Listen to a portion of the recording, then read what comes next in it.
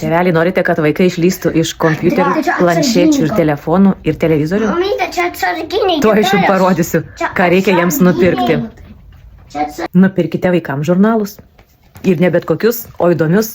Ir dabar jiems yra nuolaida labai gera. Tuo aš jums parodysiu, kokius.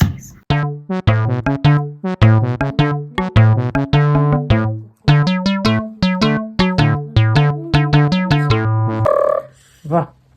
Abu sėdi, sprendžia. Nieko daugiau nereikia, va. Tik va čia Nykštukas. štukas. Ir va čia Printas. kažkas. Taip, nežiniukas, smegenuzas. O, Čia du yra. kortos, aha. Čia. Čia tokį patį surasti reikia? Taip. Aš pasakysiu dar. Minkštas daiktas. Viduj. Tas laimas iš dinozauro gal bus. Kas čia? Tarp dalykas. Kažkoks aštunkojus gal. Smegenuzai. Dinozauras. Koks dinozauras. Minkštas. Reikia Taip. sulesti pagal Taip, štai. pagal taip spalvą. Vienas. Koks fainas, puzlė. Vaikai jau sėdi beveik 2 valandas prie savo žurnaliukų.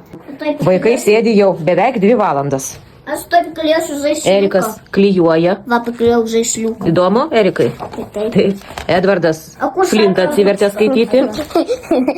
Jis juokingas, taip.